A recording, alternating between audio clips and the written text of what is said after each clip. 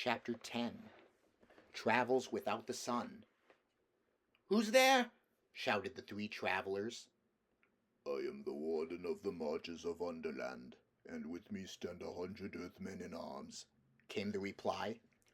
"Tell me quickly who you are and what is your errand in the deep realm." "We fell down by accident," said Puddleglum, truthfully enough. "Many fall down, and few return to the sunlit lands," said the voice. "Make ready now to come with me to the Queen of the Deep Realm." "What does she want with us?" asked Scrub cautiously. "I do not know," said the voice. "Her will is not to be questioned but obeyed." While he said these words there was a noise like a soft explosion, and immediately a cold light, gray with a little blue in it, flooded the cavern. All hope that the speaker had been idly boasting when he spoke of his 100 armed followers died at once. Jill found herself blinking and staring at a dense crowd. They were of all sizes, from little gnomes barely a foot high to stately figures taller than men. All carried 3-pronged spears in their hands, and all were dreadfully pale, and all stood as still as statues. Apart from that, they were very different. Some had tails and others not. Some wore great beards, and others had very round, smooth faces, big as pumpkins. There were long, pointed noses, and long, soft noses like small trunks, and great blobby noses.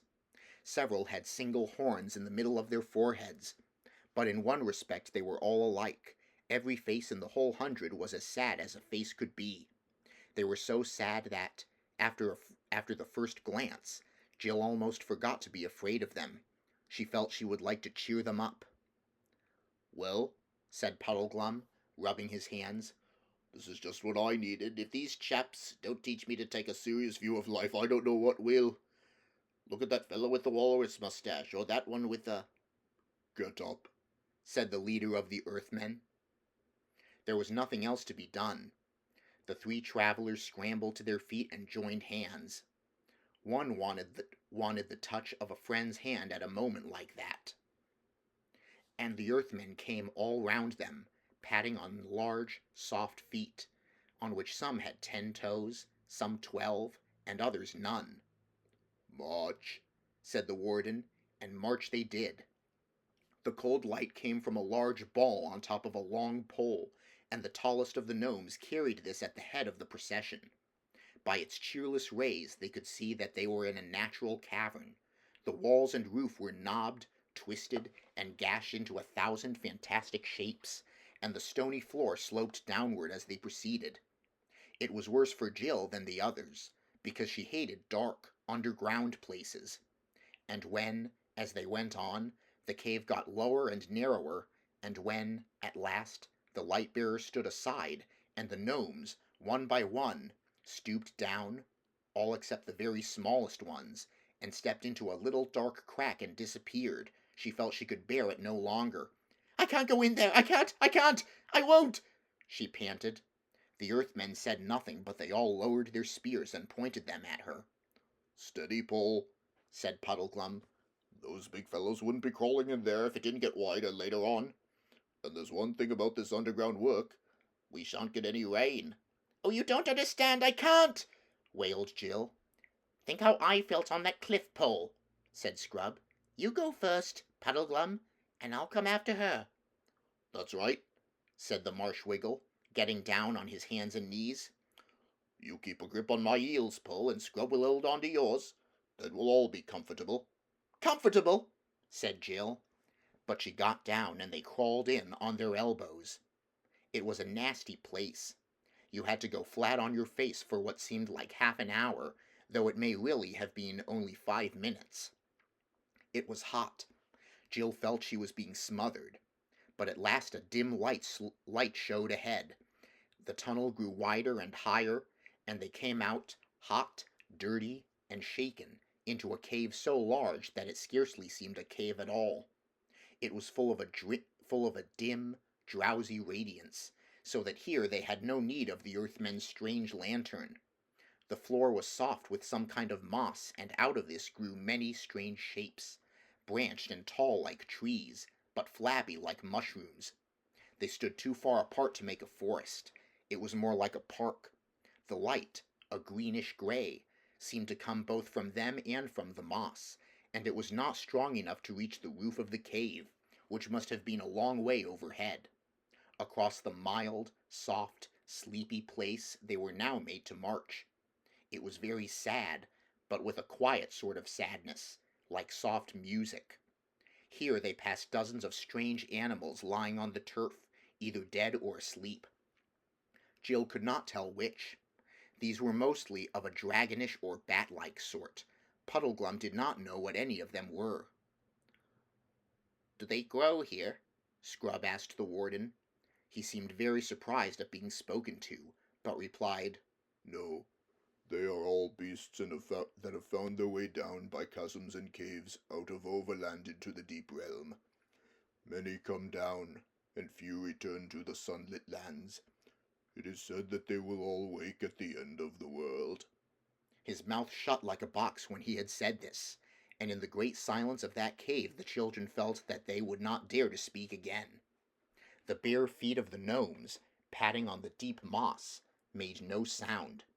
There was no wind, there were no birds, there was no sound of water. There was no sound of breathing from the strange beasts. When they had walked for several miles, they came to a wall of rock, and in it a low archway leading into another cavern. It was not, however, so bad as the last entrance, and Jill could go through it without bending her head. It brought them into a smaller cave, long and narrow, about the shape and size of a cathedral. And here, filling almost the whole length of it, lay an enormous man fast asleep.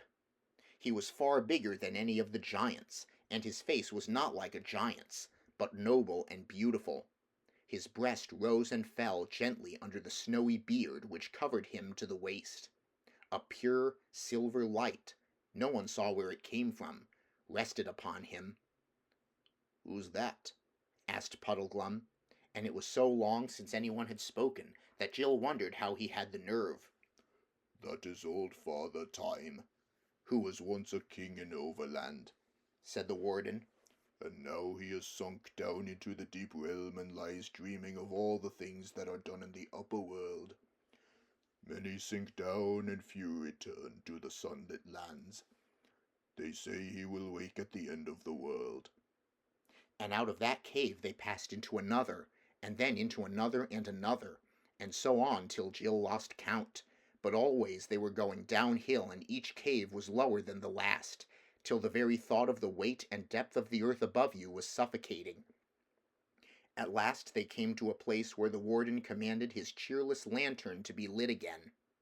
Then they passed into a cave so wide and dark that they could see nothing of it except that right in front of them a strip of pale sand ran down into still water. And there, beside a little jetty, lay a ship without mast or sail, but with many oars. They were made to go on board her and led forward to the bows, where there was a clear space in front of the rowers' benches and a seat running around inside the bulwarks. "One thing I'd like to know," said Puddleglum, "is whether anyone from our world, from up atop, I mean, has ever done this trip before." "Many have taken ship at the Pale Beaches," replied the warden. "and—" "Yes, I know," interrupted Puddleglum, "and few return to the sunlit lands. You needn't say it again. You are a chap of one idea, aren't you?" The children huddled close together on each side of Puddleglum. They had thought him a wet blanket while they were still above ground, but down here he seemed the only comforting thing they had. Then the pale lantern was hung up amidships, and the earthmen sat to the oars, and the ship began to move. The lantern cast its light only a very short way. Looking ahead, they could see nothing but smooth, dark water, fading into absolute blackness. "Whatever will become of us?" said Jill despairingly. "No, don't let your spirits down, Paul," said the Marsh Wiggle. "There's one thing you've got to remember. We're back on the right lines. We were to go under the ruined city, and we are under it. We're following the instructions again." Presently they were given food. Flat, flabby cakes of some sort which had hardly any taste, and after that they gradually fell asleep. But when they woke, everything was just the same, the gnomes still rowing, the ship still gliding on, still dead blackness ahead. How often they woke and slept and ate and slept again, none of them could ever remember. And the worst thing about it was that you began to feel as if you had always lived on that ship, in that darkness, and to wonder whether sun and blue skies and wind and birds had not been only a dream. They had almost given up hoping or being afraid about anything when at last they saw lights ahead, dreary lights, like that of their own lantern. Then, quite suddenly, one of these lights came close, and they saw that they were passing another ship. After that they met several ships. Then, staring till their eyes hurt, they saw that some of the lights ahead were shining on what looked like wharfs, walls, towers, and moving crowds. But still there was hardly any noise. "By Jove," said Scrub, "a city!" And soon they all saw that he was right. But it was a queer city. The lights were so few and far apart that they would hardly have done for scattered cottages in our world. But the little bits of the place which you could see by the lights were like glimpses of a great seaport. You could make out in one place a whole crowd of ships loading or unloading, in another, bales of stuff and warehouses, in a third, walls and pillars that suggested great palaces or temples, and always, wherever the light fell, endless crowds. Hundreds of Earthmen, jostling one another as they padded softly about their business in narrow streets, broad squares, or up great flights of steps. Their continued movement made a sort of soft, murmuring noise as the ship drew nearer and nearer, but there was not a song or a shout or a bell or the rattle of a wheel anywhere. The city was as quiet and nearly as dark as the inside of an ant hill. At last their ship was brought alongside a quay and made fast. The three travelers were taken ashore and marched up into the city. Crowds of Earthmen, no two alike, rubbed shoulders with them in the crowded streets, and the sad light fell on many sad and grotesque faces. But no one showed any interest in the strangers. Every gnome seemed to be as busy as it was sad, though Jill never found what they were so busy about. But the endless moving, shoving, hurrying, and the soft pad, pad, pad went on. At last they came to what appeared to be a great castle, though few of the windows in it were lighted. Here they were taken in and made to cross a courtyard and to climb many staircases. This brought them in the end to a great murkily lit hall. But in one corner of it, oh joy! There was an archway filled with a quite different sort of light, the honest, yellowish, warm light of such a lamp as humans use. What showed by this light inside the archway was the foot of a staircase which wound upward between walls of stone. The light seemed to come from the top. Two Earthmen stood one on each side of the arch like sentries, or footmen. The warden went up to these two, and said, as if it were a password, "Many sink down to the underworld, and few return to the sunlit lands." They answered, as if it were the countersign. Then all three put their heads together and talked. At last one of the two gnomes-in-waiting said, "I tell you the Queen's Grace is gone from hence on her great affair. We had best keep these top-dwellers in strait prison till her homecoming. Few return to the sunlit lands." At that moment the conversation was interrupted by what seemed to Jill the most delightful noise in the world. It came from above, from the top of the staircase, and it was a clear, ringing, perfectly human voice, the voice of a young man. "What coil are you keeping down there, Mulligatherham?" it shouted. "Overworlders! Ha! Bring them up to me, and that presently." "Please it your highness to remember," began Mulligatherham, but the voice cut him short. "It pleases my highness principally to be obeyed, old mutterer. Bring them up," it called. Mulligatherham shook his head, motioned to the travellers to follow, and began going up the staircase. At every step the light increased. There were rich tapestries hanging on the walls. The lamplight shone golden through thin curtains at the staircase head. The Earthmen parted the curtains and stood aside. The three passed in. They were in a beautiful room, richly tapestried, with a bright fire on a clean hearth, and red wine and cut glass sparkling on the table. A young man with fair hair rose to greet them. He was handsome and looked both bold and kind, though there was something about his face that didn't seem quite right.